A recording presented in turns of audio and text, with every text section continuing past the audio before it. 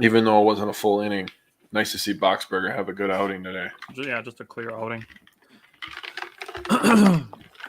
All right. Well, we are back on another Wednesday.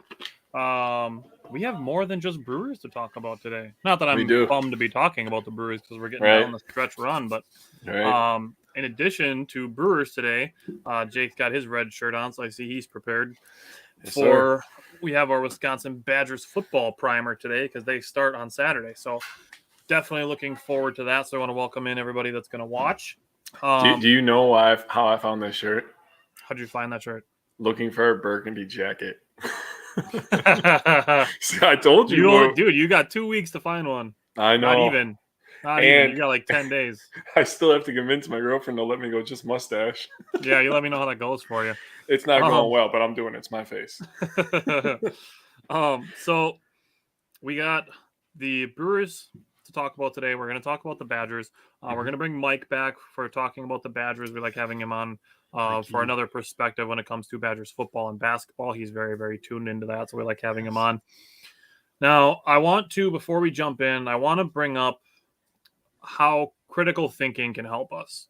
So we like to incorporate more points of view when we're talking about our favorite teams. We don't want to only give you two voices. You hear the same two voices every single week, which is part of the reason we brought in Simon and Bryant. They give us two more perspectives on the Packers. They bring different things to the table. Mike's going to bring different things to the table when we talk about Badger football today. Yes. So if I make a point, it doesn't automatically mean that whatever point somebody else is going to make is inherently stupid. So we need to get that down, not only as our own perspectives as Wisconsin sports fans, but just as sports fans in general. I agree. That's really something people have to kind of take their emotions out of, is that if somebody disagrees with you, it doesn't automatically mean that they think that your point is just completely radically stupid. It happens sometimes, don't get me wrong, but when you're arguing things like sports, where so many things, there's not a perfect 100% correct answer, and there's a lot of nuance to the discussions, and there's a lot of, this can be this can be that, but we just got to do better when it comes to critical thinking and perspective, because everybody's going to have a different perspective. Vikings fans are going to have different perspectives than we are as Packers fans. Pirates fans are going to have different perspectives than we have as Brewers fans. Ohio State fans are going to have different perspectives than we are as Wisconsin fans. So I just want to throw that out there. And, screw them. Yeah. Screw them. and bring that up as a point for having different perspectives. But we're going to start with last Wednesday's Brewers-Dodgers finale. So let's start with that one. Well, it was the second of back-to-back games that the Brewers didn't look very good. Give up double-digit runs. Hauser went 2 1/3 his first game back. He gave up 5 hits, 5 earned runs at the 4 walks. So not a clean outing for him, but just nice to see him back on the mound and getting back work, Milner also got beat up in this game, 2/3 of an inning, 5 hits, 4 hits for him. It was so annoying too, because there was so much soft contact and then sacrifice flies. Like, that sucked. Yeah, he did put himself in that position though, I guess. Alexander, he gave up 3 earned runs. I mean, there's a lot of guys here giving up runs. It is what it is. It's just one of those games. We've talked about this before. You just take those games, you throw them out the door because it's one of 162. It was nice to see Renfroe and Adames each get 3 RBIs each. Adames is up to 73 RBIs after this game, and that's pretty damn good for a shortstop. Especially for a dude who missed a month. Yeah, true. They had all the RBIs. They both hit home runs, and they both had doubles in this game. So Renfroe and Adames, they definitely earned their paychecks this game. Yeah, so I want to address first just putting Adrian Hauser in here. I saw some people on Twitter complaining, put Adrian Hauser his first start back in against the Dodgers, and it's like somebody had to take Aaron Ashby's spot in the rotation with him going to the injured list. So somebody had to pitch this game. It's a bummer that Hauser didn't get a cupcake game to start his return to Major League Baseball. Exactly. So he got off to kind of a rough start. He gave up 2 walks to start the game. Both of them scored. 3 walks total in the first inning. And then another walk and another earned run in the second and third innings. So I will say Strzelecki did a good job of finishing the third inning. He's looked much better than he did when he first came up. And then you brought up Hunter Renfroe, who did have 3 hits, 3 RBI. I want to bring up Willy Adames again because I know you brought him up, but Willy Adames had his hands all over this game. Yeah. So he was 3 for 4. He had the 3 RBI. He scored 2 runs, drew a walk. He was a triple short of the cycle as well because he had a home run to start this game. So, yeah. After that, the Brewers travel back home. And I'm bringing this up for a reason deliberately. The Brewers fly from LA back to Milwaukee. Why am I bringing this up so deliberately? Because it's a factor in Freddie Peralta being taken out while he's pitching a no-hitter. So I saw a lot of questioning on that, and a lot of blaming Counsell right away because, that's what you do. Freddie Peralta told Craig Counsell that after his 6 innings pitched and their flight back from LA that he was tired. Mm-hmm. He had also gone through the lineup exactly twice. And I'm going to bring that up again for a reason. But I hope Ian Happ signs in the AL next year. Yeah, me too. he doesn't deserve to be on the shitty Cubs. I mean, he does, but not if he's going to keep playing well against the Brewers. So Willy Adames played good defense in the first inning, got another double. Caratini threw out Horner to end the second inning. They won the challenge on that one. I said it last week. Every start, Freddie feels more like Freddie is how I'm feeling about Freddie Peralta. He pitched the 6 innings. He did walk 1. He had 5 strikeouts and no runs. Why didn't they fly Freddie back early? I mean, he's got to stick around with the team. You never know when you're going to have a 38-inning game, even with the extra runner on second, and you might need to put somebody in instead of position players, which, speaking of position players, Isaac brought up Josh Hader. Hader got taken out after giving 6 runs. I think that was last Thursday or Friday. Yeah. Pulled after giving up 6 runs in a third of an inning, and he had a position player finish that game for him. Will Myers ended up pitching that game. I heard he lost the closer's job now. They're going to go by closer by committees. That's crazy, man. But they fly together. They do everything as a team. So I'm not actually suggesting that there would be a 38-inning game and you would need Freddie Peralta to pitch. He's pretty much being sarcastic. Yes. So they travel as a team. It's not like they're going to fly a guy back early just to prepare for his start. Damn. Jeez. This cat's mean, bro. I can hear that. Jeez. It's all good. Is it? It doesn't sound all good. It's okay. It's just chilling. Relax. Oh my God, what is happening? Life. That is not a happy cat, dude. Yeah, I'm in her space. I'm trying to talk baseball right now. And this cat apparently does not like baseball. In addition to the long flight and the 6 innings pitched, Freddie's health, as far as the rest of the season goes, is more important than him trying to finish a no-hitter. Mm-hmm. It's cool when it happens, but it is what it is. So the leadoff error, and then Ian Happ again makes a 2-run home run instead of a solo shot. Rowdy did tie it in the bottom of the 9th inning, and then Devin Williams, a very rare hung changeup to Happ again. So, and then Cubs, they perfectly placed their defense on the bottom of the 10th inning to get the double play. Kind of a theme ended up being for this series that the Cubs actually played very good defense. They were very well positioned on defense. So 10 men left on base, 7 of them in scoring position is the rough thing there. Taylor Rogers and Brad Boxberger did each pitch a scoreless inning in this one. So what did you see from that first Cubs game? Like you said about Peralta, man, I mean, he looked amazing, obviously giving up no hits. Bush gave up the first hit, so 1 inning, 1 hit for him.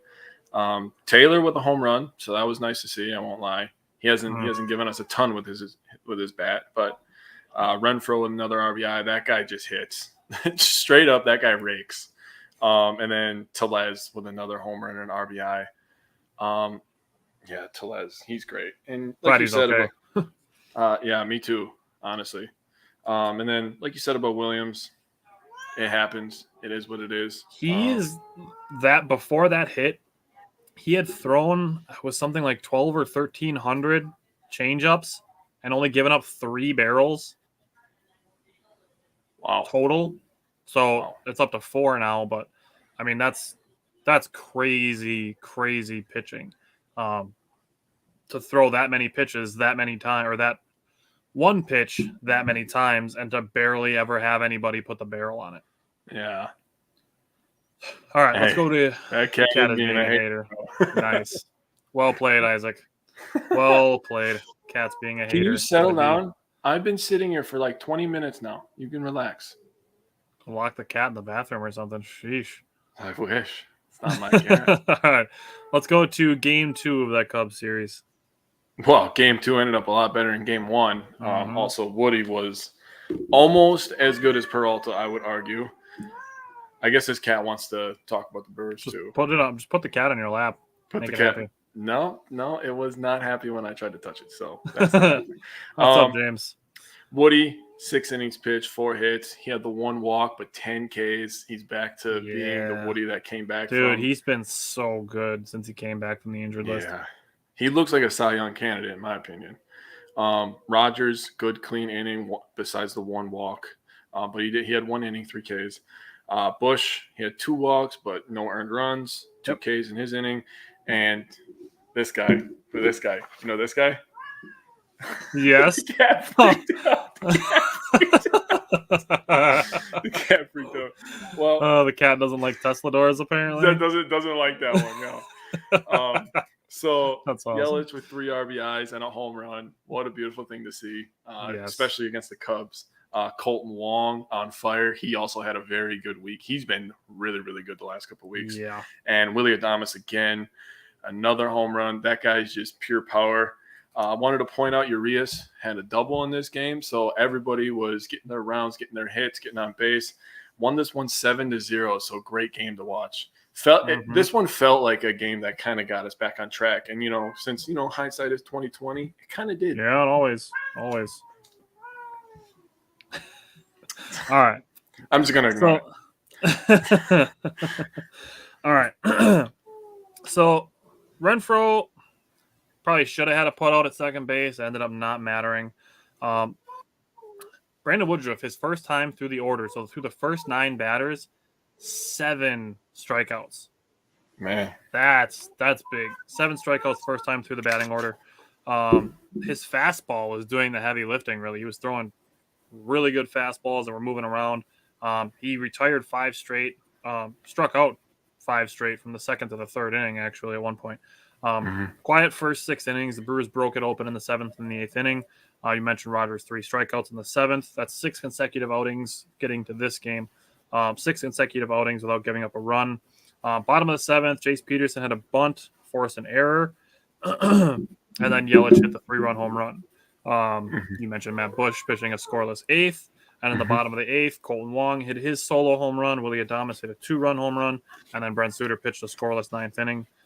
In the end, Brandon Woodruff, 6 innings pitched, 4 hits, 1 walk, 10 strikeouts, no earned runs. Christian Yelich was 4 for 5. Andrew McCutchen and Colton Wong had 2 hits each.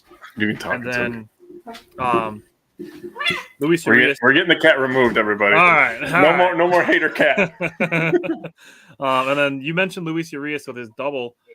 He actually drew 2 walks as well. Actually, back-to-back days that he drew 2 walks in a game. So I want to give Luis Urias a little bit of credit for his plate discipline. So let's go to game 3 of the Cubs series because that's going to be a fun one to talk about. So let's talk about game 3. This one, I'm just going to say this one felt good to watch because of the feel-good moments that happened in this game. Yes. If you didn't watch and you don't know, you haven't been keeping up Garrett Mitchell. Brewers just brought him up. Had some crazy, amazing moments over the next couple days, I'll say. But it started in this game. Eric Lauer started this one. 5 innings pitched, 6 hits, 4 earned runs and 4 walks. If he could he's been so good this year. I'm not going to get on him. So if he can just keep that walk number down, he'll be just fine. The 4 Ks is usually what I expect out of Lauer. There's no more cats. No more hater cats. They had to double check. Strzelecki, he was also pretty good in this game. Gave up 1 earned run, but that's kind of what I expect from him. But like you said, he's been very good lately. His fastball slider combo is working really well for him. He's been better. Milner was good in this game. Boxberger, this is really, like I started the show and I started talking about it. It was nice to see him have a nice clean outing. This is where the troubles really started for him. I mean, he got 0 outs, 3 hits, 2 earned runs, and it was like, really, Boxberger? Like, you're so reliable for the last couple of years. You've come up in some big moments. Yeah. And against the Cubs, he's come up in big moments. I mean, just this year, 4th of July, I said he had big balls, for throwing those back-to-back sliders where he got the strikeout. It happens, people. It's okay. Yep. Devin Williams was Devin Williams in this game. RBIs in this game was everywhere, and this is always one thing that I always love to see. Yelich 2, Wong 2, Renfroe 2 out RBI, by the way.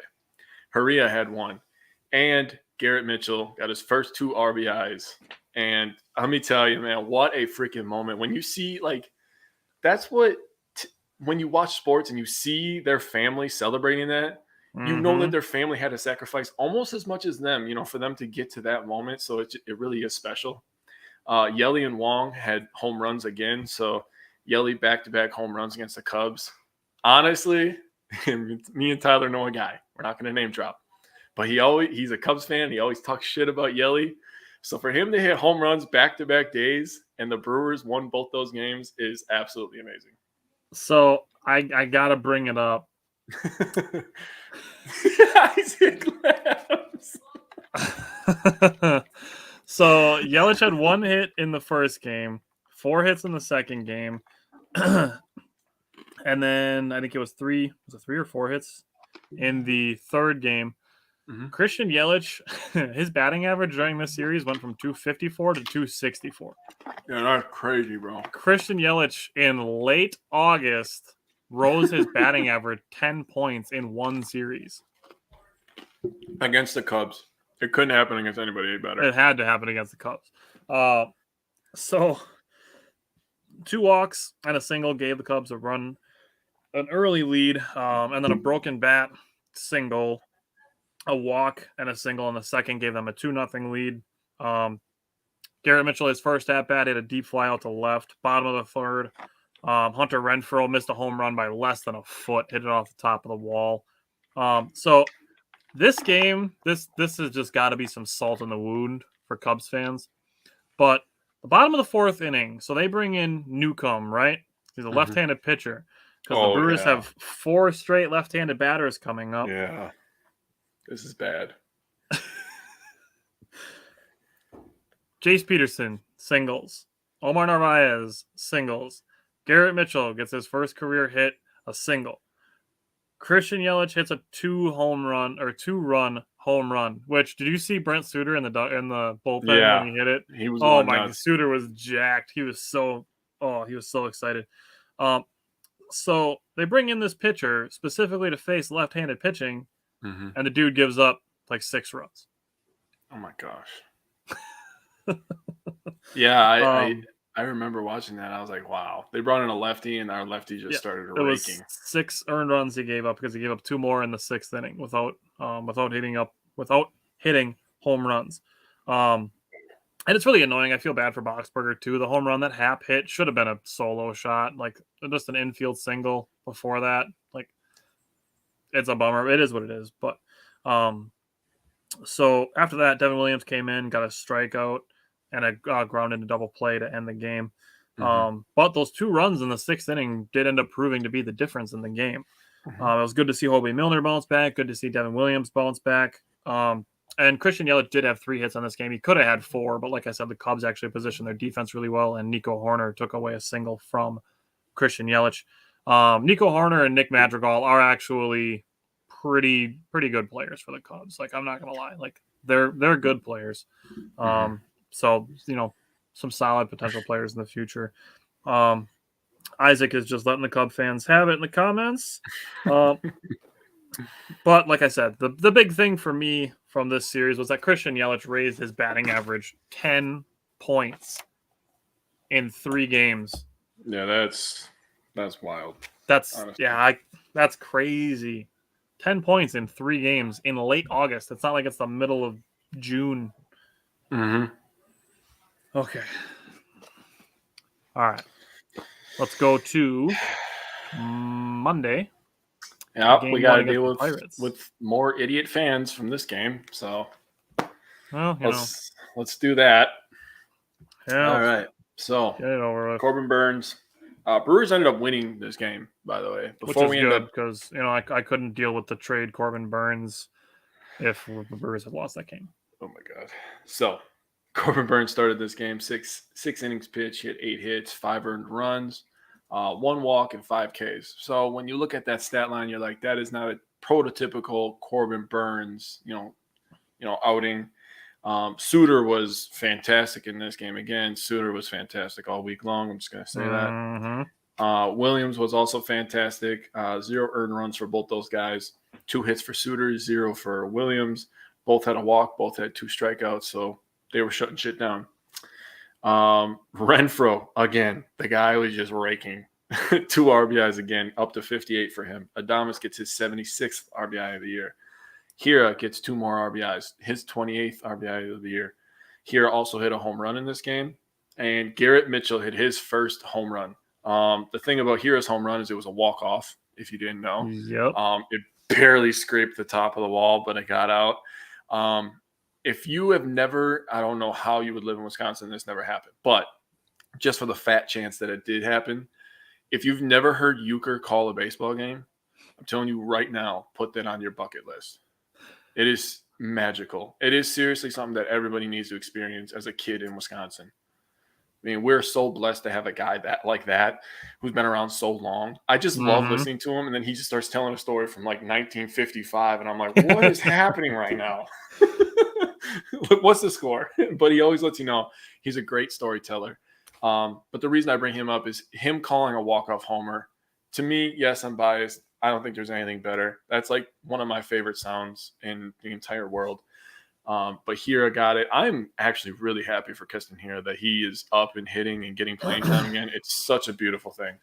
His August has been better than anybody the Brewers were interested in trading for. Yep. I brought this up last week, and he's continuing to do it. He's still in a strikeout or home run situation. Like, that's still where he's kind of at. But that being said, his batting average, his on-base percentage is lower than Joey Gallo's, but his slugging percentage, his OPS, obviously, and his home run totals are all better than Andrew Benintendi, Josh Bell, Brendan Drury, and there's one other one. Joey Gallo is the other one. Everything Keston Hira has done outside of his on-base percentage to Joey Gallo, and I think Benintendi's batting average or on-base percentage might have been higher than Hira's, but essentially he's doing more for the Brewers than any of the trade deadline guys that were rumored the Brewers were interested in at the trade deadline. So, and now we're getting Garrett Mitchell on top of it. So Burns was a little shaky. He did get his first career pickoff in the 2nd inning. That was interesting that was the first career pickoff that Corbin Burns has ever had. That's crazy. But if you think about it, he just strikes everybody out. So well, he's got a slow delivery too. Like, he's got a kind of a slow delivery. That's just how his mechanics go. It works. Brewers got a 3-run 3rd inning, all on small ball. The first run the Pirates scored, reached on like a check swing bunt single. Like, that's baseball. It sucks, but it's baseball. And then you got O'Neal Cruz. Like, his name is not going away anytime soon. He hits the baseball hard. Dude, he hits the baseball literally harder than anybody else. Yep, he literally has the hardest hit ball in like the StatCast era. He hit a ball off the bat last week that was 122 miles an hour off the bat. Was it? I don't think it was insane. I don't think it was in this series, but it was the series before, whoever the Pirates are playing, and he hit one like 117 miles per hour. It was like a single. Dude, he hit a home run too, and I shit you not, that thing went like this, and it looked like it just was going to keep The climbing. home run that he hit, I think it was the one that he hit off of Corbin Burns, was the hardest hit home run since 2015 for the Pirates. 119 yesterday. Yeah, that guy, he's going to be good. He's already good. He's got to work on his defense a little bit because he does have 2 errors today that have led to Brewers runs. But, I mean, O'Neal Cruz is going to be a star. He's going to be a star. Yeah. He's already, like, young phenom type player. So he's, like I said, he's going to be a star. So Garrett Mitchell, 2 RBI again, 2 days in a row with 2 RBI. Hit his first career home run and his second career start. Keston Hiura. So Keston Hiura was 0 for 4 versus Crow, the Pirates pitcher. He was 0 for 4 in his career before he hit the walk-off home run. And the really interesting thing about that is when he came up to bat, the first pitch that he saw, he bunted it. Thankfully, he bunted it foul because then obviously we know that he hit the walk-off home run. He was just trying to bunt the runner over to put somebody in scoring position for Hunter Renfroe behind him. Devin Williams worked around a walk and a hit batter for a scoreless 9th inning. Brent Suter, 2 innings pitched, 2 hits, 1 walk, 2 strikeouts, no runs, and all of the energy. All of it. Dude, after Keston Hiura hit his home run, do you know who Brent Suter was hyping up? Yeah. Who was it? Garrett Mitchell, right? It was Garrett Mitchell. Yeah. Everybody's giving Keston Hiura love, and Brent Suter was giving love to Garrett Mitchell. And that's who Hero was giving love to too during his post-game interview. Yep. So that's a culture thing, and that's a big deal. If you can make new guys feel welcome right away and hype them up, all that does is give them confidence. And Garrett Mitchell came into today's game, and he drew a walk with the bases loaded. He pinch walked for Tyrone Taylor, and he drew a bases loaded walk. So, with first game of the series, Willie Adames had 3 hits, Hunter Renfroe had 3 hits, Colton Wong had a hit and a walk, Omar Narvaez had 2 walks, and Garrett Mitchell had a hit and a walk, and this game was also 2. He's on first base. Pitcher turns and throws to first. Garrett Mitchell just takes off straight to second base and steals the base. So, even if you have Garrett Mitchell picked off, he's still going to steal the base on you, so might as well just accept that. He's kind of fast. I mean, he's actually really freaking fast, but I want to see now, because now, like, I've hyped up Esteury Ruiz's speed. Like, I need to see Garrett Mitchell and Esteury Ruiz race. It'll be close. I need to talk to somebody at the Brewers and talk to Craig Counsell. I need to see those 2 race. But that game, it was good to see the Brewers win. Obviously, to see the Brewers win, but to pick up Burns in a game where he didn't pitch well. We've talked about that with Aaron Rodgers a whole bunch of times, that, the defense kind of picked him up after tons and tons of games where Rodgers has needed to score 35, 37, 40 points just to have a chance to win and still lose a bunch of those games. And then this past year, we get it to a point where Rodgers has an okay start to the game, finishes Hyper-Tardig and Devontae Adams. The defense plays really well, and then the special teams lets the game get away. Yeah. So it's good to see a different Wisconsin team have their guy struggle and everybody else pick him up. Yeah, that is nice. That's a good way to spin it. That's what I do. That's what multiple perspectives can do. All right, so let's go to game 2 of this series. Let's talk about game 2. Fan favorite Jason Alexander's back in the starting role for this one. Back. 5 innings. He actually had a really good outing. 5 Very innings, 3 hits, only 1 earned run, 1 walk, 6 Ks. I mean, you take that from any starter, really, if they can give you that on a consistent basis. Milner, fantastic, 1 inning, no hits, no earned runs, but he had 1 walk, 2 Ks. Bush gave up 1 earned run. Boxberger gave up 1 earned run, had 3 walks. So this is what I was talking about, those back-to-back outings that he had where it was kind of like, Boxberger might be running out of gas, but then he comes back today and he had a really, really good outing today. So I was wrong about that. Strzelecki, inning pitch, 2 hits, 1 earned run, 1 walk, 2 Ks. And Colton Wong, another home run. I don't know what's going on with this guy, but another home run for this guy this week. A 2-run shot, our only 2 runs of the game, sadly. But Brewers dropped this one. And my theory is they lost yesterday so that they could win today and we could talk about their 69th victory live on the show. Nice.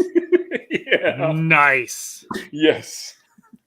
That is stat of the week material right there. Right there, baby. 69th Wednesday, 69th win of the season. Nice. All right. So Alexander in the rotation for Adrian Hauser. I don't know if it was just like a setback in his rehab or if they were just going to kind of look at maybe staggering some starters a little bit. If they're just trying to protect guys from getting hurt now that Aaron Ashby is on the injured list, if they're just trying to kind of work guys back. He actually tied his career high for strikeouts in the first 3 innings. Yeah, that's crazy. So he did a really good job of limiting damage in the 3rd inning. He got a double play to end the 3rd with the bases loaded. And then he actually got a double play to end the 4th inning as well. The 5th inning, Andrew McCutchen was flashing the leather, so that was good to see. Him helping out the pitching there. And then Jason Alexander in the 6th inning reached his career high in strikeouts with 6. Or the 5th inning, sorry. So he finished 5 innings pitched, 3 hits, 1 walk, 1 earned run, 6 strikeouts. I mean, you can't ask for anything more out of Jason Alexander than that. No, you can't. I would say probably his 2nd best outing as a Brewer, honestly. He had that. I think it was against the Rockies. He had a 7-inning outing, and he gave up a run or 2. So I would put this up against that. Matt Bush. I want to talk about Matt Bush. He faced 3 lefties in this inning. Those are the 3 outs that he got. He gave up a home run to Chavis. His curveball was just eating the left-handed batters alive. They couldn't touch his curveball. But the righty got him on the curveball that he threw to the right-handed hitting Chavis. He's so pretty maybe good too, actually. That's something that he could potentially learn from. Is the right-handed batters are a little better at hitting the curveball. They pick up the curveball a little bit more. Yeah. So the lefties, they couldn't touch it. Could not touch it. He was rolling through the first 2 batters of that inning. And then I want to bring up Brad Boxberger getting behind in the count. The home run that he gave up was on a 3-1 count. I want to bring that up because it's a good way to transition into today's game. The home run that Freddie Peralta gave up to Ben Gamel. Sorry, thinking of his brother who used to play for the Brewers. Yeah, I always do that. To Ben Gamel. He was behind 3-0 in that count as well. So when I'm looking at things that the Brewers can improve this week is Brewers pitchers getting behind in counts. That is something that the Brewers can do to improve, to help them going forward, to not maybe have shorter starts, to draw fewer walks on them, is to just get ahead in counts. I'm not saying throw meatballs on the first pitch, because then obviously it's not going to take long for an opposing team to pick that up. Yeah. But just throwing strikes, just executing better, just getting ahead in counts, and not getting to 3-0, 3-1 counts where then guys can pretty much sit on a meatball, and if a team gives them a green light, he's going to hit O'Neill Cruz home runs to the 3rd deck. Exactly. So I wanted to bring that up to start with talking about today. This is the 2nd straight outing for Freddie Peralta where he was pulled exactly after 2 times through the batting order. Okay. So I wanted to bring that up. The Brewers did cash in on O'Neill Cruz's errors. He had 2 of them. I'm looking at today's game because it just ended. So the Brewers did win. Like Jake said, the 69th win of the season, which is extra nice. Let's go, baby. Extra nice. Yeah, Matt, it's just one of those things where like the second half of the season, the Brewers have struggled. Like we're not sugarcoating anything by saying that they've struggled, because we know they have. I've seen enough complaining for a century on the subject of struggling. So I think we did a good job explaining that the Pirates actually have some young talent. I mean, we've talked about this before on the show, but the Pirates are coming. The Cubs have a few players here and there that are just straight up Brewer killers. Like, that's just a fact. Ian Happ. Yeah. O'Neill Cruz is already a Brewer killer. Yeah, seriously. I don't remember. I follow a bunch of different people, but one guy on Twitter was like, when we wanted a new owner for the Brewers, we didn't mean O'Neill Cruz. And I was like, yeah. It's kind of true. Like, I want to like him because he's really good. I know. But, like, just suck against the Brewers and be good against everybody else, not the other way around. Yeah, that would be better. Yes, I would much prefer that. So I don't know. Is there anything you have off the top of your head? I'm pulling up today's game just so I can kind of look at some more of the stuff that happened while we were talking about the other games. I have today's game up right now. I can give a little gist real quick. So by the time I got home from work, the Brewers had a couple runs start getting walked in. Talking about Garrett Mitchell pinch hitting today. He walked in a run. RBIs today is Yelich, his 45th. So he's starting to produce RBIs so people can start chilling the hell out. Adames got his 77th.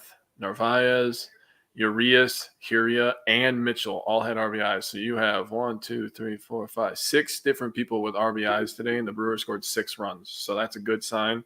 Adames with a double, and Hira with a double. Hira his third. Adames' 21st double. Pitching today was Peralta. He gave you 5 innings, like Tyler said. Pulled through his second time through the order. 2 hits, 1 earned run, 3 Ks. Trevor Rogers was credited with the win today after 1 1/3. Taylor Rogers, sorry. Jesus Christ. I got you. You know what?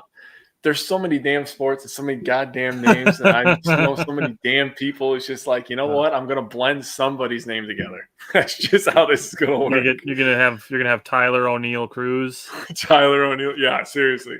At some point, when you just watch enough sports and you hear all these names, and you're watching the Little League World Series, and you remember these kids' names 10 years later, you're like, oh, I remember that kid. My name's Alfred D'Elia. They call me Big Al, and I hit dingers. Bro, did you see? Nobody will ever forget that kid. Bro, there was one kid who said his favorite actress was I know. Yeah.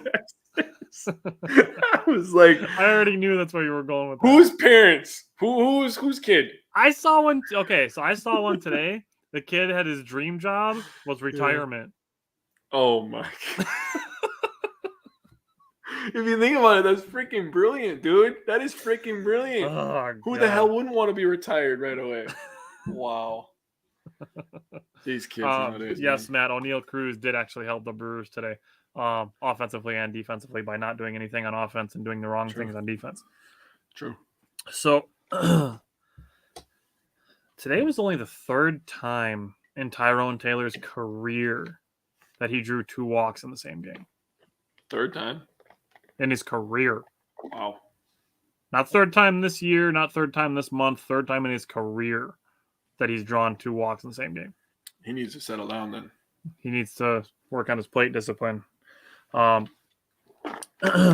will say, speaking of plate discipline, Christian Yelich drew 3 walks in his 5 at-bats. He's the master. One of them was intentional, but that's on base percentage. That's what you want out of your leadoff hitter, is getting on base. He's the master at walks. Luis Urias had 2 hits. Castanheira had 2 hits. Hunter Renfroe had 2 hits today. Taylor Rogers, so he had a scoreless inning and a third. He got the win. Boxberger, like you said, was good to see him bounce back today. It's not even close, Matt. I'm willing to bet that he has twice as many strikeouts as he does walks. That's why the Brewers, all the guys they drafted this year, all had more walks than strikeouts. They drafted a bunch of guys who hit for contact and have good plate discipline. Garrett Mitchell is starting to show that as well, that he's got good plate discipline and he likes to make contact, which is good. The Brewers need to mix that in. If you can mix that in and still have your home run hitters, your Rowdy Tellez, Willie Adames, Castanheiras, and you can mix in some guys like Garrett Mitchell who can just put the ball in play and get on base, and Christian Yelich who can draw walks and get on base, and then you mix in those home run hitters, that's where the Brewers are going to have the opportunity to start scoring 5, 6, 7, 8 runs a game instead of 2, 3, or 4. Yeah. So that's good. That's good to see from Taylor Rogers. His last 7 appearances, 7 2/3 innings, a 120 batting average against, 10 strikeouts, and 0 earned runs. That is very good to see. And people were complaining. People were, dude, what if the Brewers pitching coach is just that damn good that they're pitching their whole lab. I don't necessarily think that they made Hader, not like the way that Aaron Rodgers made Greg Jennings, like the fact that he dropped off so hard when he left. Nice. That was nice. Subtle shade, not so subtle, but that was nice. That was nice. Hader's release point has been off. I'm not sure what it is that's causing it, but that's what's been his problem. But so far, the Brewers have Taylor Rogers, who, like I just said, is his 7 scoreless appearances. Esteury Ruiz, who is going to be on the cusp of coming up to the Major League roster. The Brewers get 2 more guys to add to the roster tomorrow. We'll see who they are. And then Robert Gasser. I'm used to saying Gasser because of Badger basketball when they had Josh Gasser. I'll just say Gosser too until I hear differently. Yeah, I've heard it on some of the minor league broadcasts that they call him Gasser, but they might be pronouncing it wrong, and it is Gasser just because we've had a Gasser here in Wisconsin. True. So he just got promoted to AAA. Yeah. So Brewers have 2 guys in AAA, 1 guy on the Major League roster. They did DFA Denelson Lamet, which still kind of looks bad, as does the Trevor Rosenthal trade he's done for the season. So that, David Stearns has to mix in a bad trade once in a while, or people are going to be asking questions. Yeah, they're going to think that he's paying everybody off. Right. Or has a freaking time machine. Yes, I love Garrett Mitchell's plate discipline as well, and he is fun to watch with everything he does. And I love that everybody else in the dugout and in the clubhouse is feeding him energy and giving him confidence. I love seeing that from guys. That's such a culture thing that's going to make the, as we get into the regime change, especially in the outfield in the next 2-3 years with Sal Frelick and Garrett Mitchell and Esteury Ruiz and Joey Weimer coming up, that those guys can feel comfortable and that can allow them to thrive.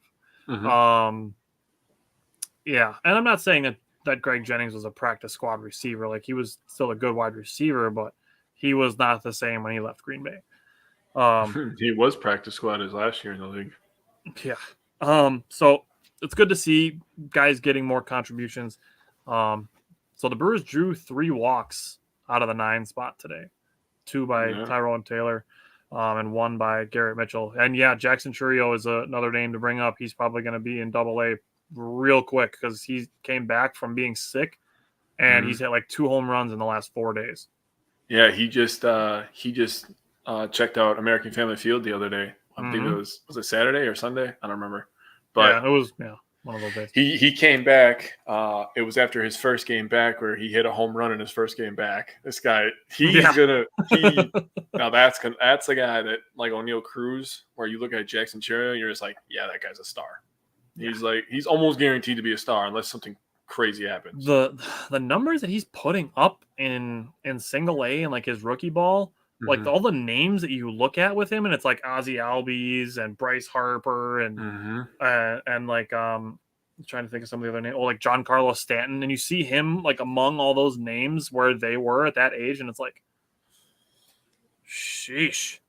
Yeah. And this dude is behind 5 other outfield prospects. So yeah, it's really cool to see. Will have some wheeling and dealing to do, that's for sure. Yeah, and they just drafted a bunch of middle infielders this past year. All dudes that hit for contact and draw more walks than they strike out. Yep. And play good defense. So some very interesting things coming up that we're looking forward to.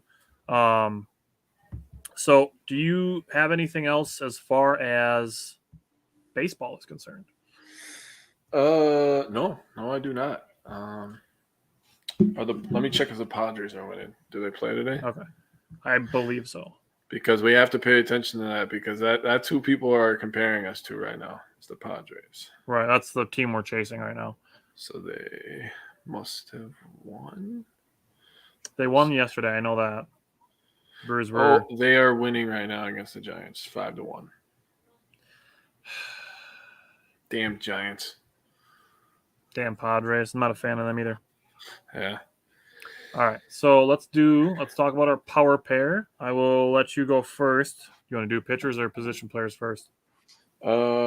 Pitcher. I will just say that the Padres play the Blue Jays this weekend, so there's an opportunity for the Brewers to make up some ground. Games. Blue Jays are a pretty good team, and they're also fighting for the playoffs. So Woody is my pitcher.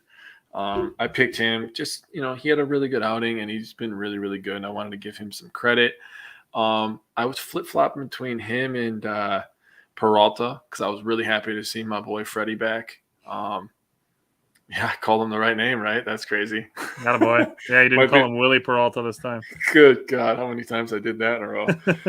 But Woody was really good this week. I mean, the 6 innings pitched, the 10 Ks, the 1 walk. I mean, he only gave up 4 hits, so he was really, really good. So that's why I picked Woody as my pitcher. Okay, so I went with a guy. We probably could have considered him last week, but I went with Brent Suter. So he pitched 3 innings, only gave up 1 walk, 3 hits, no earned runs in the last week. He hasn't given up an earned run since August 6th. Wow. Yeah, 10 straight innings scoreless. I just pulled it up. His ERA since June 7th is 2.54. Wow. The 2.54 ERA since June 7th. So Mhm. he picked a great time to start contributing. You know, we had some kind of rocky outings in the middle of the middle of the summer there, but 10 scoreless innings straight from Brent Suter it's huge, and his energy is so infectious. He's been the glue guy as far as the clubhouse is concerned.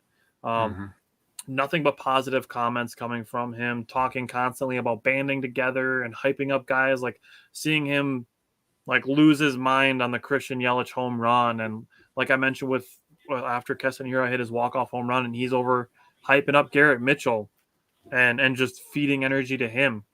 And then you get to the post game, and he's talking about Craig Cat's back. Counsell giving him the Tesla doors, which everybody kind of thought was a raptor or a vulture, but it's actually because they were talking about Tesla doors. Because the bullpen phone in the dugout wasn't working.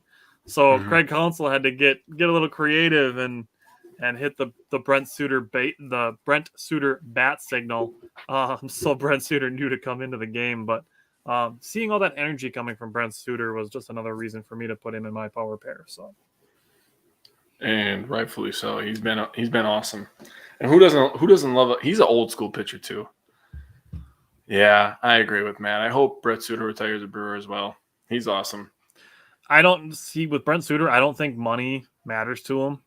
I think he's just wants to be in a position where like he can do his thing. He's appreciated. People appreciate his energy and his character. That's the Karate Kid pose. I don't know if he did the leg lift or not, but I went with Brent Suter for my power pitcher. Who is your position player?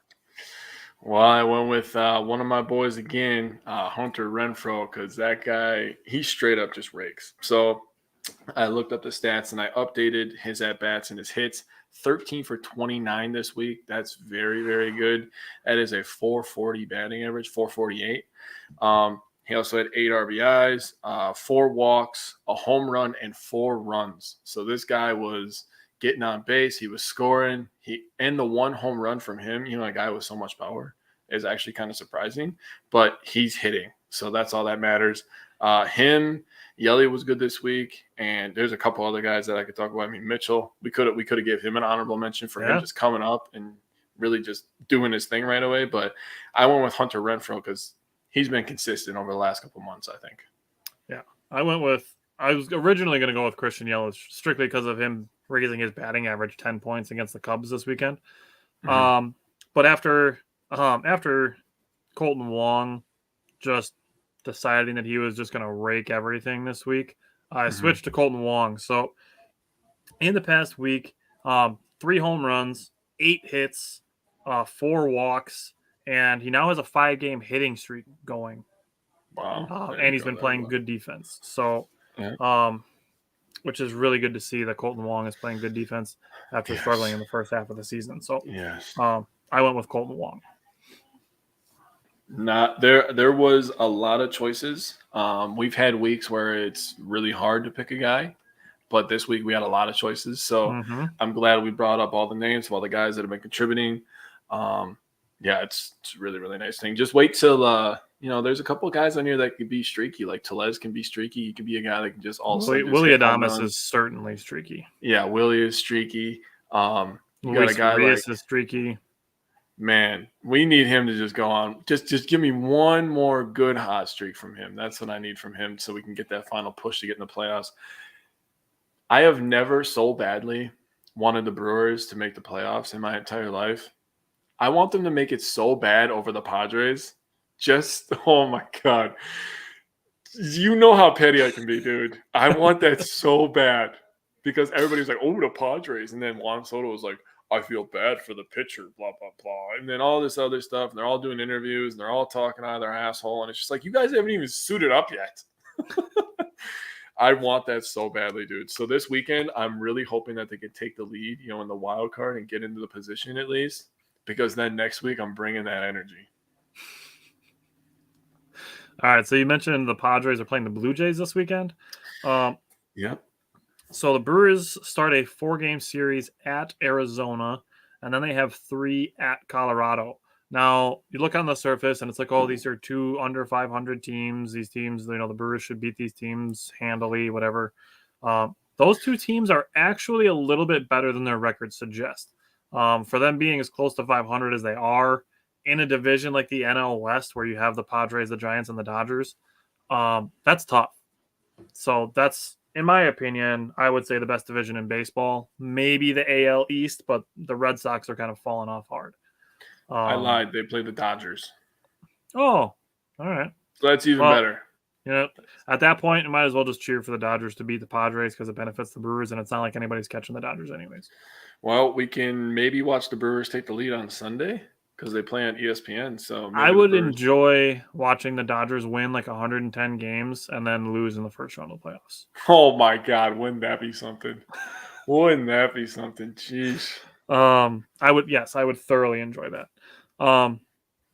So just don't underestimate those 2 teams. And then as far as going forward, it's interesting to see what Adrian Hauser's role is. So he pitched 2 scoreless innings today, but out of the bullpen. So it's really going to be interesting to see what happens when Aaron Ashby gets back into the rotation, what the Brewers do then with their starting rotation. And then again, tomorrow the Brewers get to add 2 more players to the roster.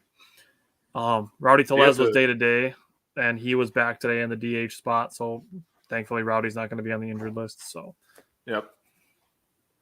Actually, to answer Matt's question, the Dodgers and Padres play 9 times before the season is over. They have 9 games to play yet. So that's because, in the beginning of the season, everybody thought the Dodgers weren't going to be running away with a 20-game lead in their own division. So, because the Giants were really good last year. Right. The Padres, on paper. Okay. I got to do it now because of our conversation yesterday. The Padres remind me so much of the Clippers. Because we were just talking about on paper. Yep. On paper, the Clippers on paper are freaking disgusting, right? And they got Kawhi, they got PG, they got John Wall. I mean, they got a ton of playmakers over there. And then you put them on the court and they just don't produce. And this guy misses 10 games. This guy misses 30 games. This guy hasn't played in a year and a half. This guy hasn't played in 2 years, and like, same thing with the Padres. The Padres on paper are a very, very good team, but then you put them on the baseball field and they're just not producing like they should be. Yeah. Manny Machado has bounced back, so I will say that. I still hope he sucks for the rest of the year, but he has bounced back, so I can give him a little bit of credit. Me too. Screw that guy. And Matt said he hopes the Dodgers go 9-0 in those games. So do I. At this point, I hope the Dodgers win out the rest of the year, and then, like I said, I hope they lose in the first round of the playoffs. Like, I would love it if they set a regular season win record, like if they just broke all the records and won 110 games and then just lost in the first round of the playoffs. That would bring me joy because their attempts at buying championships and contention annoys me. So, well, we know they're not going to win the title because the only title they win is a 60-game season. If they, oh my God, if they lose the audacity, if they lose in the first round of their playoffs, oh my God. Just burn it all down at that point. That's what I'm going to say. Oh, man, that would be awesome. I would thoroughly enjoy that. All right. You have anything else baseball related? No, I do not. All right. We get to talk a little bit of football today. So we are going to welcome in a third talking head to the show. Mikey Mike, what's good, my guy? You're muted. You're muted. Yeah. He wasn't. He unmuted himself. Should have let us do it for him.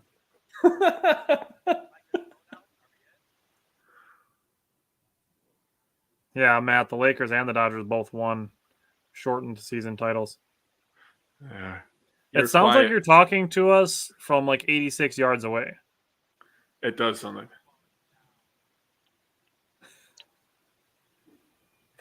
No. Just start saying Mertz really loud, and then we'll tell you if we hear you.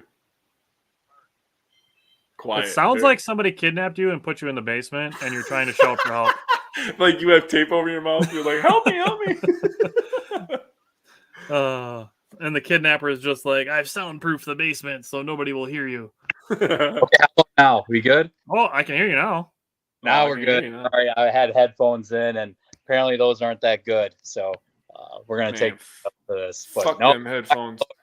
I was saying, I was telling you guys a couple weeks ago when we were in town for the Keo picnic how I was watching highlights from last season and of that mediocre season, and I'm just like, all right, I'm ready to go. We gotta talk this year, man. So He's got to you got to put yourself through the pain again, Mikey, to get ready. I hear you. Well, Motivation. the stuff that keeps on giving, just get my heart broken a couple times a year, and we're saddled up and ready to go. Welcome to sports in Wisconsin. that's like part of why we try to encourage people to enjoy the journey, because we're gonna have fun during Badger season. It's gonna happen. We're gonna have games where like Braylon Allen rushes for 7,000 yards in one game, and Ches Malusi has 655 yards in the same game, and the Badgers win 70-3 or something like that. It's gonna happen. Maybe it happens on Saturday. I don't know. I'm not really expecting a lot out of Illinois State, but we're going to have fun during games this season. Like the Badgers, this isn't going to happen, but the Badgers could go 1-11 and their only win be Ohio State, and we would still have had fun for at least one game this season. Can you fucking imagine? Oh my God. Don't. Oh, God damn. Can you imagine? It'd be funny because people would be like, damn, Wisconsin sucked this year. And it'd be like, but we beat Ohio State, so what about So there will be fun along the journey. It's not going to be just only fun if the Badgers make a really good bowl game or if they win 10 games or anything like that. Like, we're going to have fun during the season. So we're going to let Mike go first, and we're going to talk about one player we're excited for, or two players we're excited for on offense, two we're excited for on defense. So I'll give you the option if you want to start with offense or defense, and then give us your two that you're excited for. I'll start with defense first. So I'm not going to go with the obvious guys that are, necessarily back. I did. I went very obvious. Okay, perfect. So my guy this year is actually going to be Hunter Wohler. He's going to be one of the starting safeties this year. Yeah.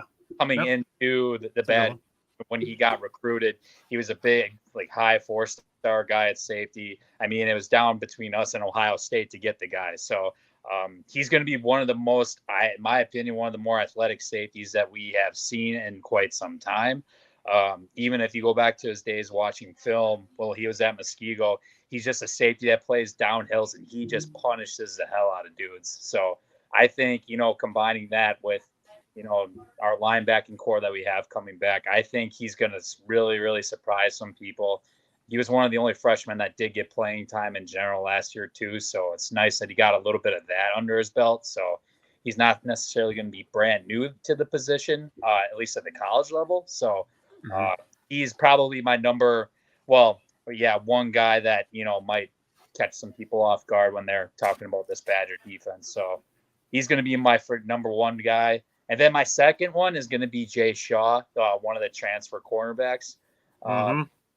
The one bright spot I do like about the Badger defense this year is that they really, really address the corner position in terms of and I mean, you guys have heard me criticize, if there's one thing that the Badgers defense has not been great at, it's been the cornerback position.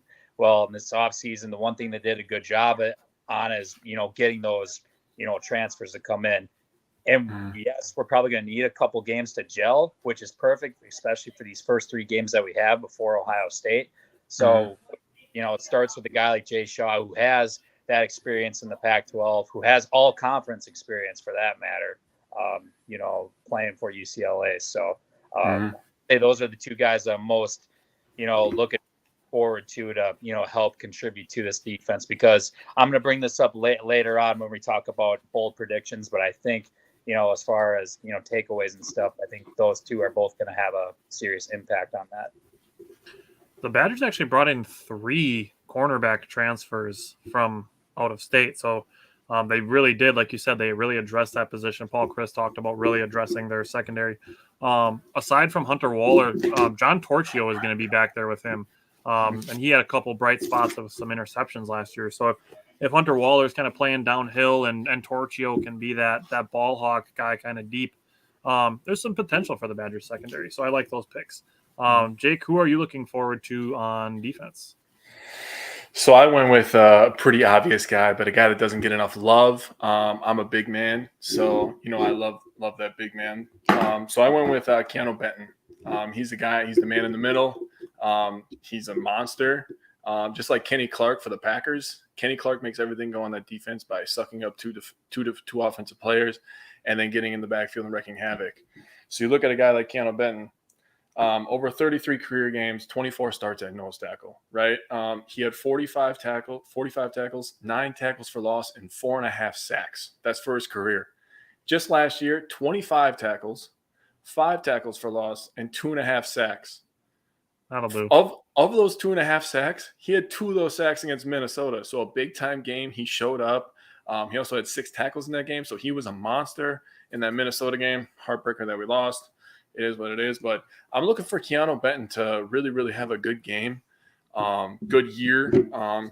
He's going to have to show up in some big-time games because we actually have a pretty tough schedule this year, to be honest with you. Especially a lot of all of our big games are away, so it's going to be a challenge this year. Who's your other one? My offensive guy. You had one on each? Yeah. Okay. I feel all right, like let me do my defense guys then. Okay. Do your defense. Okay, so I also had Keanu Benton on, and I got to give Mike credit because Mike brought him up last year. So I got to give Mikey some credit on that because Mike brought up Keanu Benton last year, and now we're bringing him up again this year. I think if he has a good season, he could end up being a day 2 draft pick if he puts together a good season. My other one, like I said, I went obvious. I love watching the Badgers play defense. Jake and I have talked about this before. I think I like watching the Badgers play defense more than I like watching them play offense. 100%. And the guy that I'm going to be watching this year, my eyes are going to be glued on Nick Herbig, the Grit Factory inventor. He is the next man up in the long line of good Badgers linebackers. I liked him last year. Last year I brought him up as kind of the unsung third linebacker after Leo Chenal and Jack Sanborn, but Nick Herbig actually was very, very good last year. I believe he's already on the Butkus. Is that the linebacker watch list? Yep. He's already on like the all Big Ten, like all American watch list. He's on everybody's radar, and he's next myself included. He's next in line. I'm so excited to watch Nick Herbig this year. I think he's going to be a stud. So those are the 2 that I'm looking for. Jake's excited to talk about offense, so I'm going to let Jake go. I have 2 on offense. I only have 1 on defense because there's only one guy that I care about on defense. Oh, you're fine. No offense to anybody, but Keanu Benton needs to get more love. So on offense, my first one, he changed his number this year. He's number 1 now, Chez Mellusi. We all love Braylon Allen, right? We all watch Braylon Allen grow from this little kid to this gigantic mammoth of a man, right? So then you get Chez Mellusi transfer. Sucks that he got hurt last year, but he looks absolutely freaking stacked. I don't know if any of you have seen photos of him. Mikey, I know you have. He looks huge. He is massive. He's trying to do his best Braylon Allen impersonation. Dude, and hey, I know you're talking, but don't sleep on Isaac Guerrero. I have this written down in my notes. Do not. Oh, all right. All right. I'll let Mike talk about it. He's got the speed. He's got the speed. That's exactly what it is. Guerendo's got the speed. Chez Mellusi's kind of the middleman, and then Braylon Allen's just exceptional at all. Exactly. Yeah, Allen's exceptional at both. He's got the power. What's up, Anthony? He's got the feet. He's got the vision. Braylon Allen is every bit of everything. So my first guy was Chez Mellusi. My next one, I really feel like I'm the only one on this boat, and I don't care. I'll be the only one on there. I'm a big fan of Marcus Allen. You fucker. Dude, Marcus Allen, this is my freaking boy. He was also a 4-star recruit. He was actually committed to Michigan in April of 2020. He decommitted from Michigan September of 2020, and he's committed to Wisconsin in November of that same year. So he left Michigan, came to Wisconsin, saw opportunity. He's 6'2", 190. When I watch him, he's just a big, smooth athlete. I mean, he's a guy that's 6'2", 200 pounds. He just seems like a guy, if you watch the Badgers offense at all over the last, 20 years, a lot of those middle routes, a lot of that little 10, 15 area, he could kill in there because he's big. He's a big, stocky guy, so he could take that pounding. I also think that he'll be the new red zone guy since Jake Ferguson is gone. So, well, I mean, we're going to hand the ball off 10 billion gajillion times, but I think Marcus Allen could be the receiving option. He is only a redshirt freshman, so he's a guy that could stay with us for a while and really blossom, and I just like his potential. I mean, 4-star recruit at wide receiver. When's the last time we got excited about that at Wisconsin? Seriously. Lee Evans. Yeah, right? That tells you everything right there. Right? What was that, 2003? What's up, Anthony? Who's your other one besides Ches Malusi? Oh, Marcus Allen. Marcus Allen and Ches Malusi. Those are your two. Yes, those are my two. I had Marcus Allen as well. I'm really excited. We're going to talk about this in the coaching changes a little bit, but I'm really excited to see what the Badgers can do in the passing game this year. Like Graham Mertz has been super hot and cold on the passing game. So I have Marcus Allen and Kimmeray DK as my other one. Kimmeray DK was one of mine last year. The Badgers still pretty much stuck with Kendrick Pryor and Danny Davis, but those two are gone. That is a lot of targets and a lot of Graham Mertz passing options right there. So it's going to be Kimmeray DK and Marcus Allen this year. I liked Kimmeray DK last year. He made some crazy catches, but now this year he gets to step up and he is going to be the guy. And then Marcus Allen is going to be the other guy with him. I think Jake said Marcus Allen could potentially be the red zone guy. I think Kimmeray DK is going to be that red zone guy. He's got good hands. And he's athletic. I like him a lot too. So I'm looking at Kimmeray DK as my other player that I'm excited for on offense. I'm going to let Mike talk about Isaac Garendo now because he's on the list. But before you go, Mikey, you were just talking about the draft. And if DK has a good year, he could be a guy that could sneak onto a roster next year with preseason. Oh, 100%. Pryor was looking really good for the Bengals for a couple weeks there. Danny Davis looked good for the Packers. I mean, it's not like the Badgers aren't getting talent out there. It's just, he's got the physical tools is what it is. And DK's got nice soft hands. So I legitimately could see him. I'm really excited for those two to have the reins this year, wide receiver. It's going to be an interesting year in offense. Did you guys see Pryor got picked up by the Jaguars, actually? Oh, really?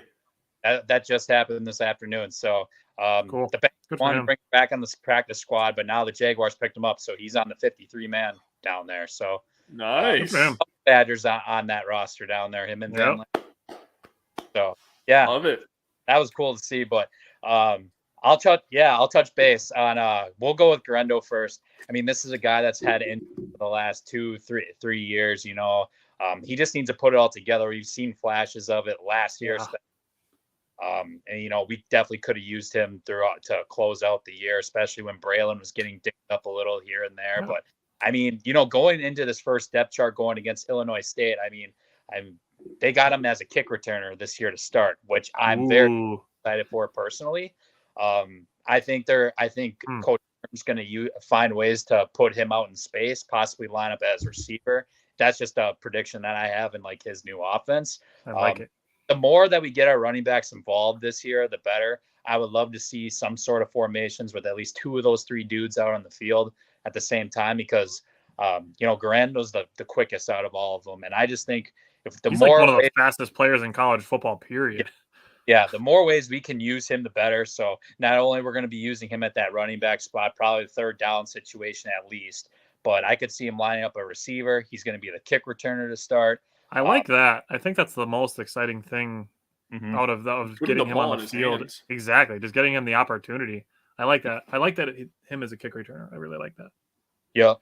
My other guy, actually, you guys are bringing up receivers, and my guy, Skylar Bell, actually, he's my he's been climbing up in camp. I don't know if you've been paying attention to the last month here or so, but he's, making play after play after play once fall camp started. And he's the number guy on the depth chart going into this season. And, based off of what you're hearing from guys like Evan Flood, Jake Karofsky, you know, they always keep bringing him up, like with the plays that he's been making in practice. So he's been putting in a lot of work. Another redshirt freshman, just like Marcus Allen. So, you know, once DK, if he, God bless him, hopefully he has a great year, he can go off to the NFL.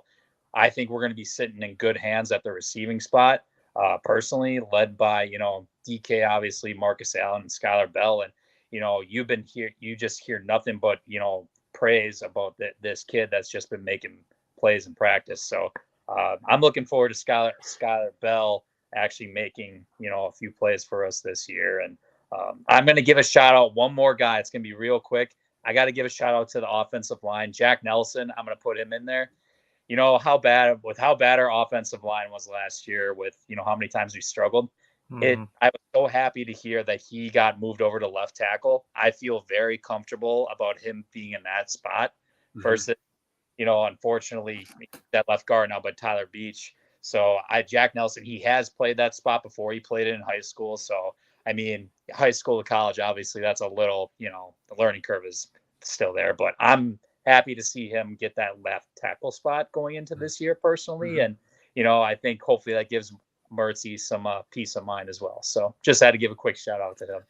I'm going to say this about Skylar Bell. Does that not sound like a sick wide receiver in college? Like, that guy just sounds like a baller. Like, Skylar Bell, 60 yards. Like, come on, you can hear it in your brain already. Yeah. It sounds good. I'm all for it. Oh, he's been making plays, so I had to give him a shout out. So hopefully, yeah, all three of those guys that we mentioned can help us out in that spot. And that's a perfect way to transition into the coaching staff changes, because the Badgers didn't have an offensive coordinator last year. Paul Chryst served as the head coach, offensive coordinator, and quarterbacks coach last year. I brought it up that maybe he was wearing too many hats. And, you know, it comes down to the Badgers added Bobby Ingram as an offensive coordinator, and he's taking over play calling. So Paul Chryst won't be doing play calling this year, which it really gives me hope. I'm going to hold on to this hope. I'm going to cross my fingers but not hold my breath that it means that the playbook opens up at least a little bit. We've talked about it tons and tons of times when it comes to the Packers, but I love play action. The Badgers are better set up to run play action than anybody who has ever played football in the history of ever, because everybody knows that the Badgers want to run the ball like 75% of the time. Well, you have big, gigantic 400-pounders, 5 of them. Yeah, you better run the ball. Yeah, and those are the running backs. That's when you get to the offensive linemen, and they're all bigger than that yet. But going to this, Bobby Ingram was an NFL wide receiver. His kid, Dean Ingram, was actually a cornerback. He's flipped to wide receiver this year. But Bobby Ingram was an NFL wide receiver. He was an assistant coach with the Ravens for the last 8 years, 5 of them as a wide receiver coach, 3 of them as a tight end coach. And everybody knows who Mark Andrews is if you pay attention to the NFL. One of the best tight ends in the country now. And then he was a wide receiver coach at 2012 and 2013 with Paul Chryst. So there's already some familiarity there. And so I'm interested to see what this can do for guys like Kimmeray DK, Marcus Allen, and then Mike brought up Skylar Bell, because the Badgers, we don't really know who the guy is going to be at tight end. Last year, we knew it was going to be Jake Ferguson, and he was going to get drafted. We knew that last year. This year, kind of a question mark. And maybe that means that the wide receivers are more involved this year, and maybe having a Bobby Ingram, who is a wide receiver and a tight end coach, can kind of mix up the playbook a little bit. Now, I'm not calling for like a 50-50 balance between run and pass, because that's just not the Badgers' style, but nor is it their strength. I mean, with the guys you have in the backfield there, we brought up all 3 of them. But I'm interested to see what it could mean for the receiving game, for the passing game. So, Mike, I don't know what your thoughts are on the coaching staff changes that they've got going on. So, I mean, with Coach Ingram, we obviously needed to do something with play calling, right? I mean, casual Badger fan knew what we were going to do on third down, you know, like a third and 1. Yeah, we're going to give it to our fullback. And that's just a quick example just to convert that, or like a 4th and 1. That's like the Badger way, you know. Brady Shipper. It got really, really predictable in general, even for the last couple seasons of what we were going to do. So in terms of play calling, absolutely a change was made. I think that's just going to help with potential. We don't know what Coach Ingram's going to do yet, but I think it's going to help with recruiting. I mean, in general, because we're going to have to, do something to get, a quarterback, for example, a new quarterback into, to come play for us, because in case you guys don't know, we don't have a quarterback for this next recruiting class. And I have a feeling that last year's season kind of had a little bit to do with that, because we were, just handing the ball out 50 times. Real quick on the subject of quarterbacks too, Chase Wolf is done for the season. So the Badgers kind of really don't have a backup quarterback either right now. Yeah, we're on thin ice in numerous positions, which makes me a little bit worried in certain areas. But going into this year, I'm going to have an open mind until, we need to make adjustments. So I'm looking forward to seeing some sort of new formations. I mentioned it before. I would love to see, at least two out of our three running backs on the field, like numerous times, just to open up those kinds of options. And wide receiver too, like you said, I think we're going to have plenty of options there as well. I mean, tight end, big question mark. It's going to be interesting to see what kind of adjustments we have there. Clay Cundiff is our one. He was out for most of the year last year. Did we ever find out what his injury was? I never could find anything. Like, he got carted off and taken off in an ambulance from the field, and I never heard what his actual injury was. I could find out. I think it was something with his leg or knee or something like that. But leg. I want to say leg, but no. I mean, that was really all we saw, was that he was holding his leg. We didn't know if it was like a really bad ACL or if it was like a broken leg. Like, I was never able to find anything about what it was. Yeah, it's something like that. But with the tight end spot's very questionable, because not even just him, but we have other guys that are very injury prone on there as well. Jack Eschenbach's right there. Hayden, I guess, but he was out like half the year last year as well. So a lot of question marks there. So we'll see what happens. Eschenbach could be one of the guys to keep an eye on. But with the coaching staff changes, I actually am a huge fan of this. The new O-line coach, Bob Bosted. Yeah. I think that's like, Coach Rudolph was good, but this dude, in my opinion, is an upgrade. He used to coach the linebackers, right? Yes. Yeah. He used to put O-line in the league too. Yeah. So before he was linebackers coach, he was the O-line.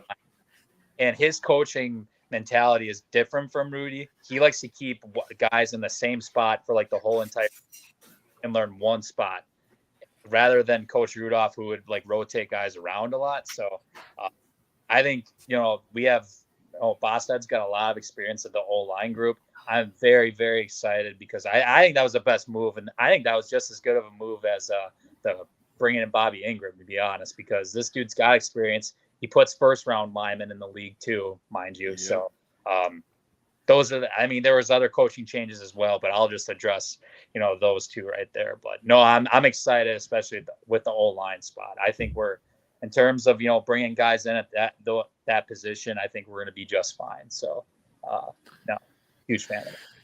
I knew I loved you, Mikey. That was great bringing that up. I really just talked about Ingram, because I think that's going to be the most dramatic change that we're going to see.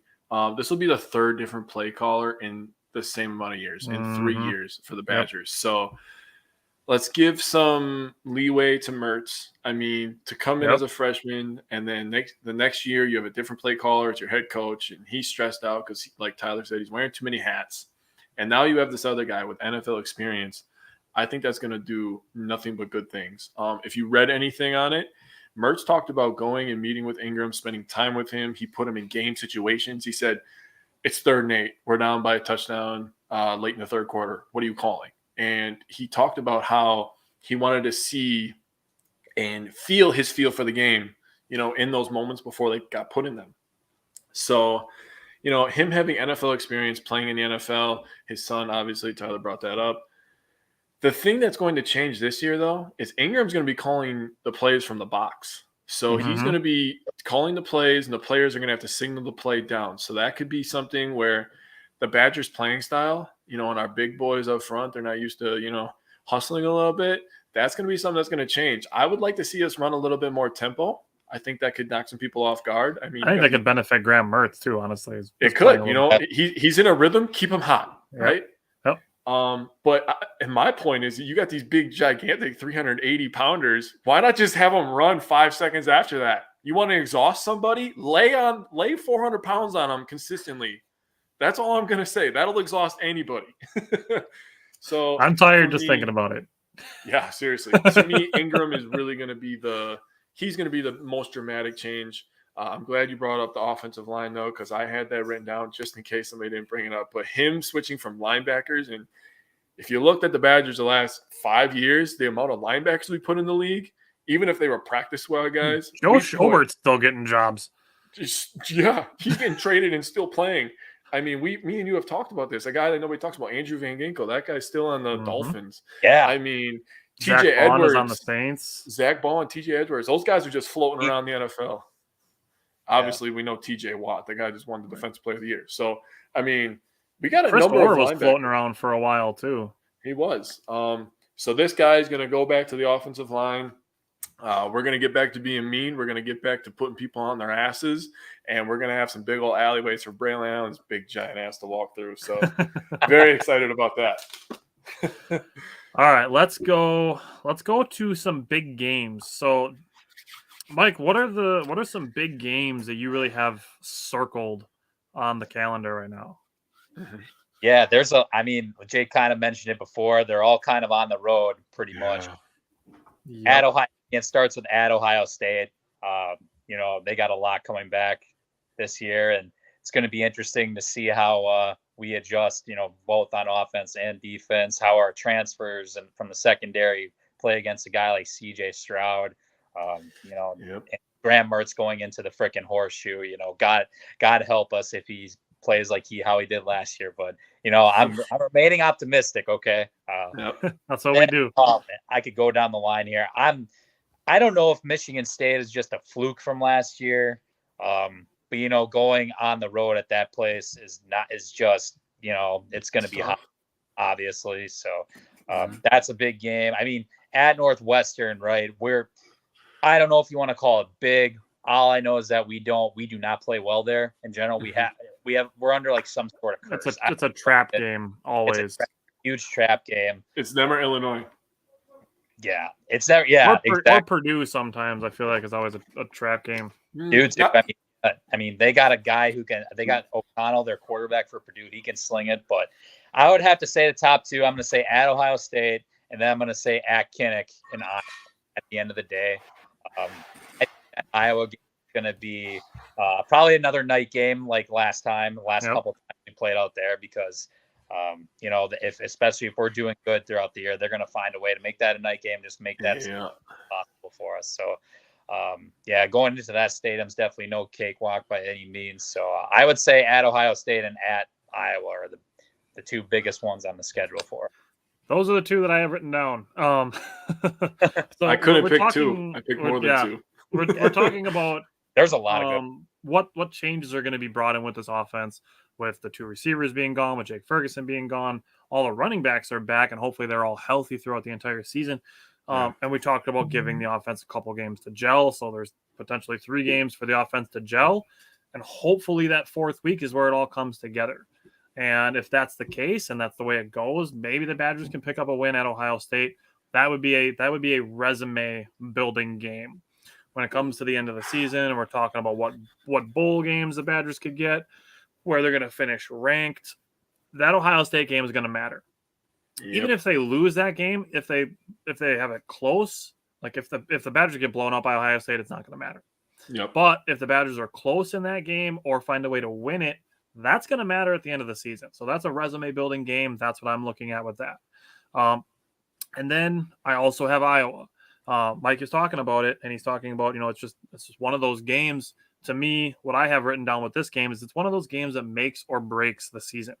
So we get into those late season games where it's like the Badgers are hovering at say 9-3, 10-2, 8-4 area, where they're in one of those games late in the season, and this is one of those that's going to make it seem like they looked pretty good in this game, or the Badgers had kind of a mediocre season.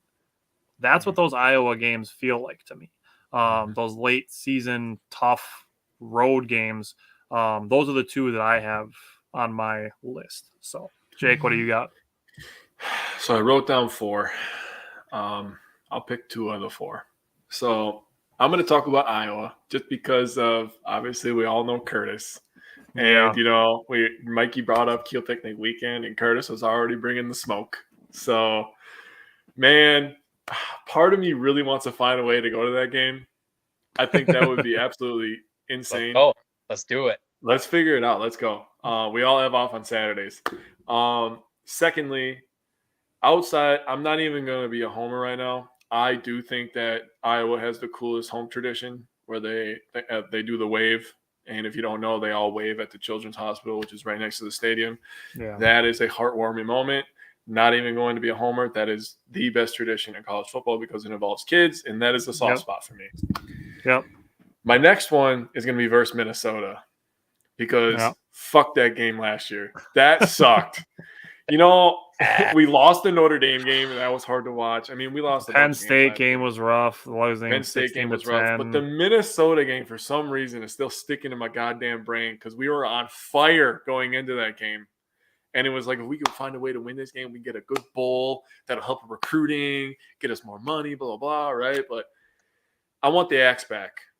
I absolutely cannot stand Minnesota fans. I'm at the point now in the NFL offseason where everybody's just pissing me off. Even Packers fans are pissing me off.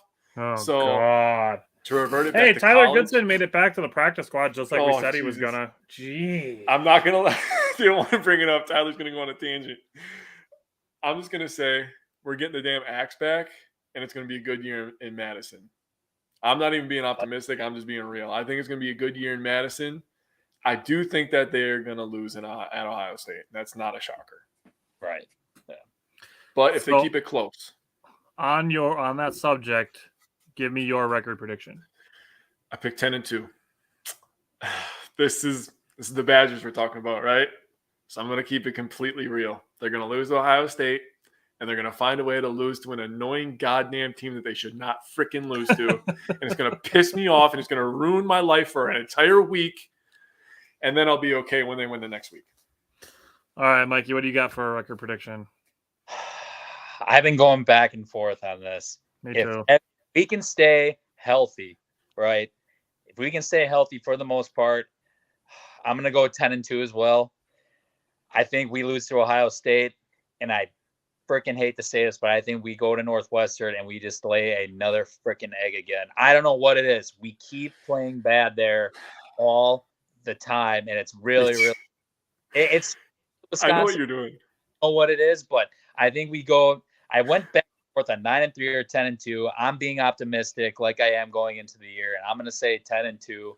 I just think we just go to Northwestern and just lay an egg there. But I want to give Coach Leonard, the benefit of the doubt with all these transfers coming in. He's addressed for the most part of the defense. And I think at the end of the day, it comes down to Mertz. The difference between going, 7-5 or 8-4 versus a 10-2 is going to be Graham Mertz at the end of the day. Yep. We can have the 3 best running backs in the country. That's fine. At the end of the day, the quarterback's got to make plays. Getting that extra touchdown going into halftime. Yep. Putting better end zone execution. My God, we had to have been one of the worst teams in the Big Ten at least last year for that. I feel like when it came down to the red zone, that Graham Mertz was only looking at Jake Ferguson if he was throwing the ball. Yes, and that you say that, in the Penn State game just comes back, and it gives me last year when you say that. Bro, he had him wide open on second down. He had him wide fucking open on second down. He airmailed this son of a bitch. Oh my God. Yeah. So, go ahead.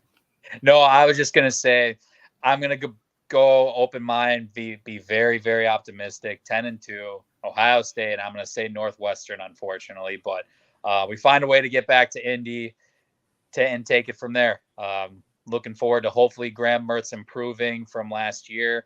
And I'm gonna say I'm optimistic for the fact that I look at a guy like Jack Cohn, right? So when Jack Cohn, the first year he started, he was maybe average at best when he got the role. Then he comes back for the second year and starts for us. And he was a big, big part as to why we got back to Indianapolis to play in the Big Ten championship game.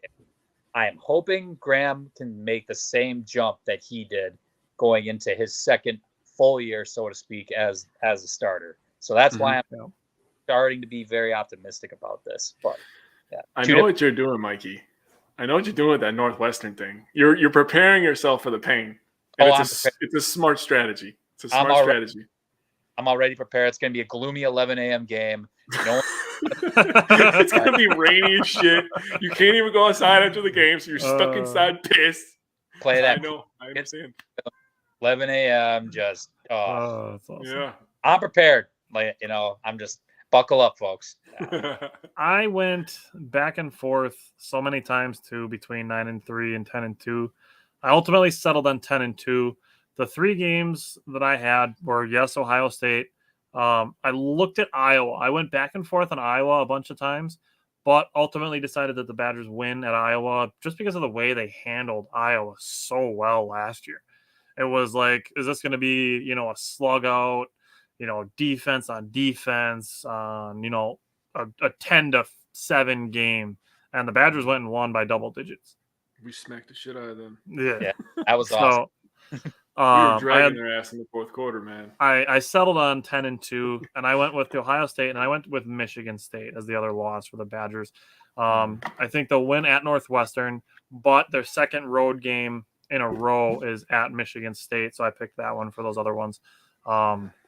So on the second of back-to-back road games is where I went with the other one. So, all right, let's do the fun stuff.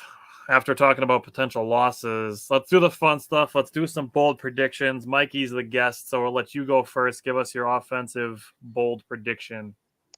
Okay. As far as I think somebody, I'll give you 2. I think somebody, a receiver, tight end, doesn't matter. One of the positions, somebody gets 1,000 yards in receiving this year. Somebody. I like it. DK could be Skylar Bell, Marcus. I don't know. Somebody's going to get it. I don't know who it is. Probably DK. He's going to be the number 1 option, but I think one of them gets 1,000 yards receiving. I think DK is in my bold predictions as well. A little bit, but I think DK probably most likely. I think he gets 1,000 yards receiving. I'll give it. Tyler, you go first. Mike, if you have another one, go ahead. I'm going to respond to Andrew real quick. Either Northwestern killed it or Nebraska sucks. Both could be true. I just want to give Kirk Herbstreit shit for picking Nebraska to win the Big Ten West because that is garbage. Yeah, what a freaking idiot. Oh my god, that is so garbage. Scott Frost still have a job, or like what's why? Just saying, does he still have a job? I'm just saying, if Wisconsin, if we played a game like that and Paul Chryst like made that kind of a move, he would be out. Well, he wouldn't be out the door, but I would be like on social media hearing that. Stay off. Don't worry. Scott Frost will get it right. He's only 6 years into the job, Yeah, right. Jesus. Mike, one of these days. That's why, it's been 84 years. Yeah. Mike, you said you have Crouch, era back in '97. So yeah, I'll give him that, or whatever. '99, yeah, too long ago. Love living in the past, right? But no, it's great. But did you say you have 2 for offense?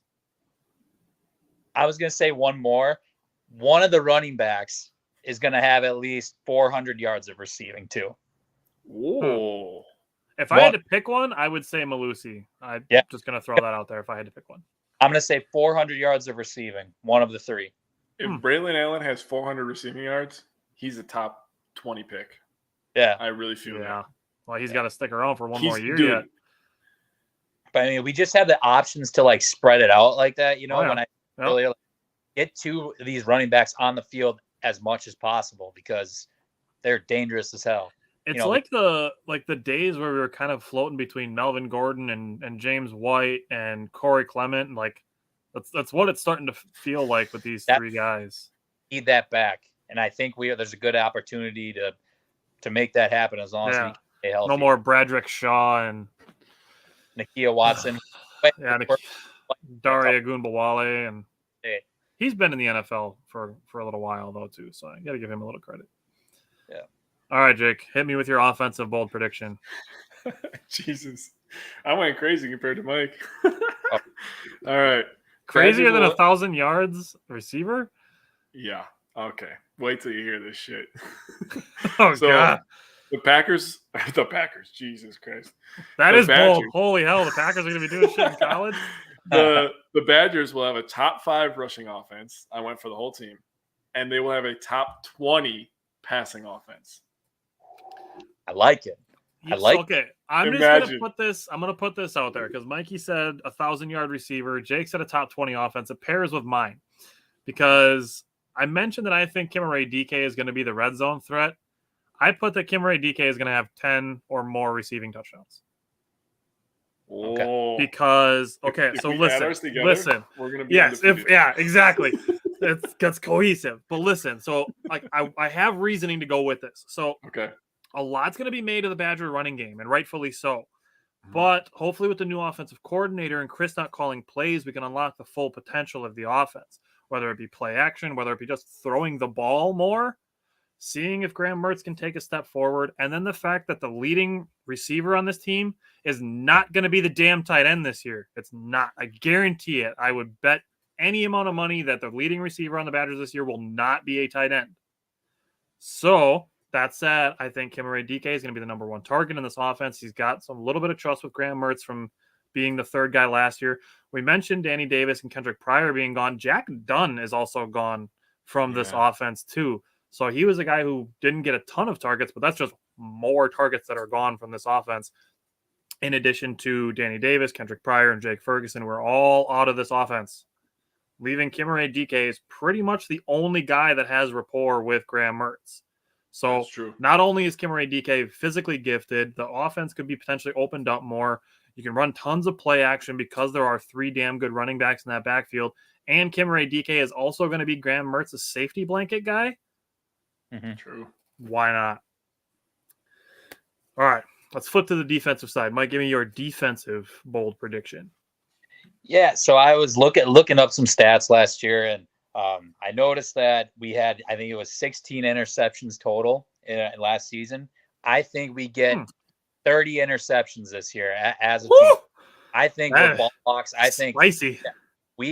I don't think we're gonna get as much as a good of a pass, not quite as good of a pass rush as we did last year. Grant, it's respectable. Don't get me wrong. We're going to be top 5.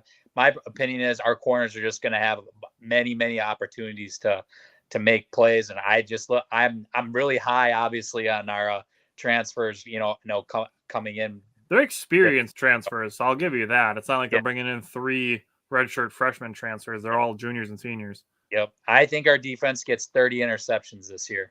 And last year at 16. I think I'm high. thinks their offense is going to be good because to get that many interceptions, you have to have people passing on you. And we play a lot of ball control. I can tell you right now, Washington State's got a passing offense. They got a deep transfer coming in that's supposed to be the next big things, and he's going to sling away. So Ohio State's going to sling. We're going to just have opportunities to, make some plays. So I'm going to go. That's probably true. All right. Okay. I like it. I was not expecting that. That was awesome. That's why we do bold. That's why we do bold predictions. We don't do boring predictions. We don't do regular predictions. We don't do realistic predictions. We do bold predictions because they're fun. Yep. Fucking A. So you want me to go or do you want to go? We'll just do the same order. So mine, I picked the Badgers are going to be first in total defense again this year. So if we have a top 5 rushing offense, a top 20 passing offense, and the number 1 overall defense, and we add in those 30 interceptions, say it.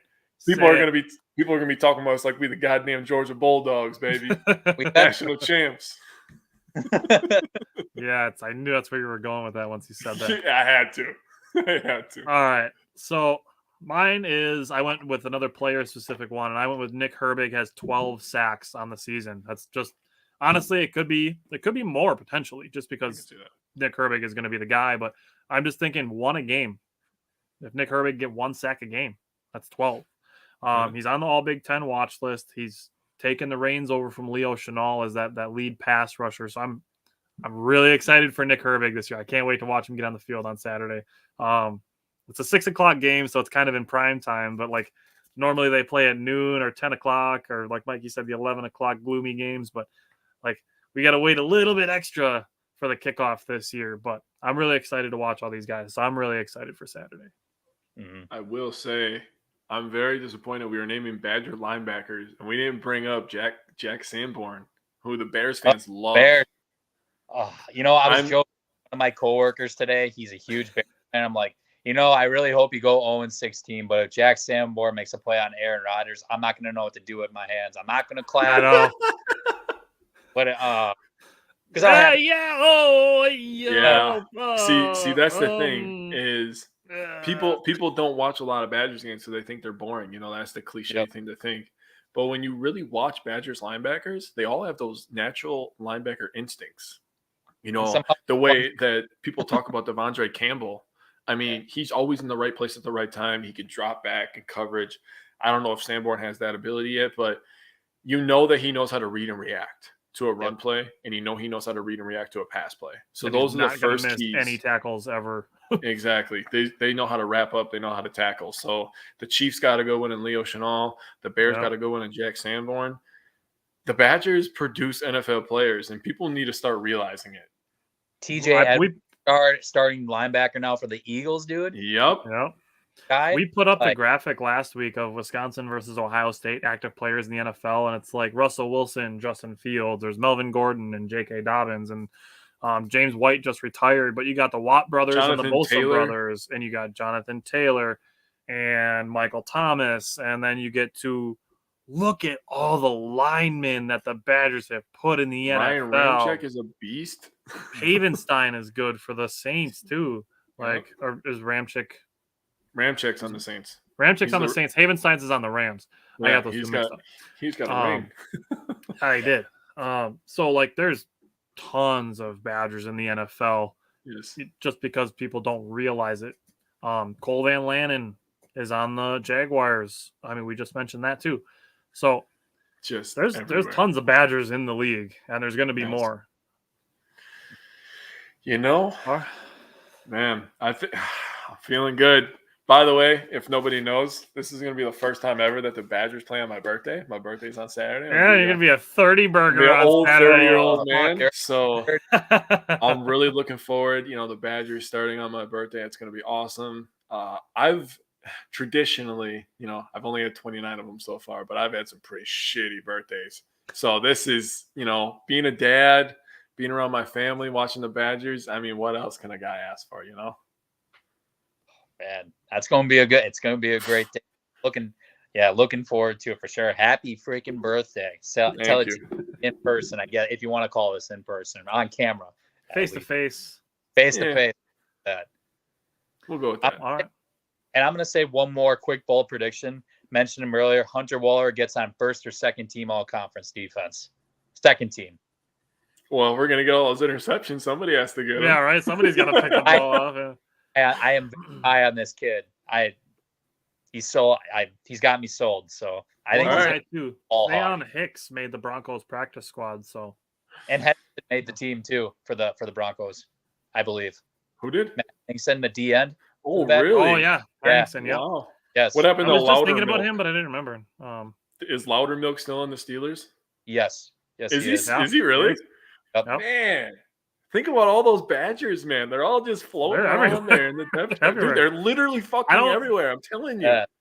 Derek Watt signed somewhere too, I thought, as a fullback. Is he still on Pittsburgh? I don't think he might be on Pittsburgh. I know he was on the Chargers for a while, but he was. I think he got traded to Pittsburgh. If we're gonna go fullbacks, I think Alec Ingold. Alec Ingold from Green Bay, Wisconsin native. Yeah, he just got traded to the Dolphins. I remember listening about that on WIXX a while back. Michael Dieter, Dolphins yet, I believe. Man, everywhere, dude. Badgers worldwide, baby. Badgers worldwide. All right, you guys got anything else? Quarterback. We're just a quarterback away, I think, at the end of the day from being a top program. I mean, yeah, we're a program that develops.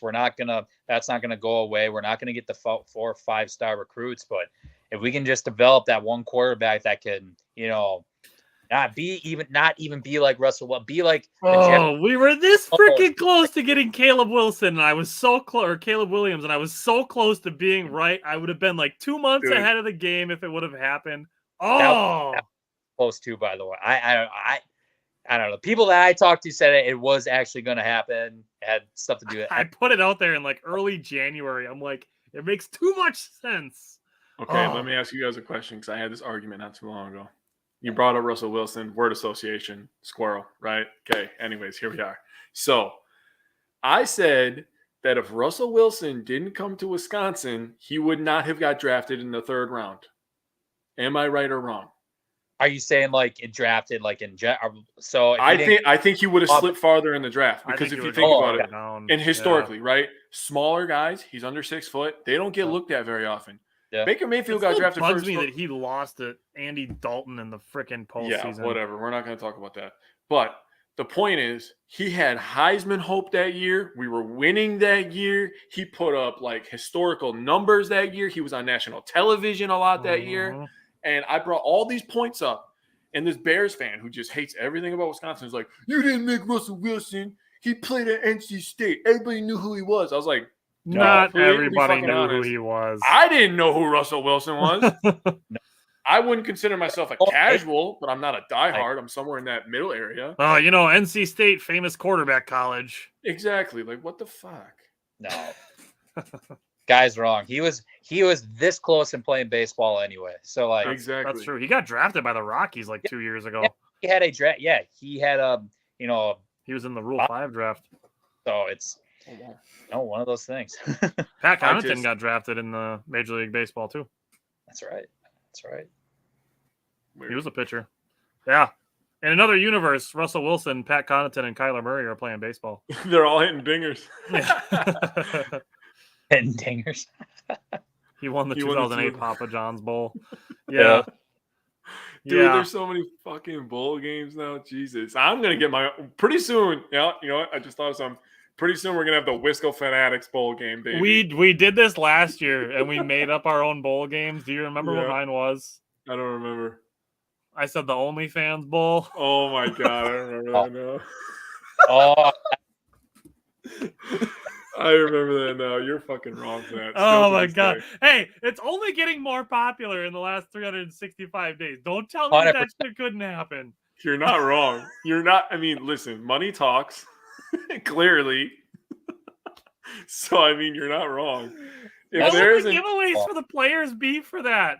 You know, like the bowl sponsors usually give the players like gift packages. Like, what would the OnlyFans bowl gift package include? A 3-month membership. Yes.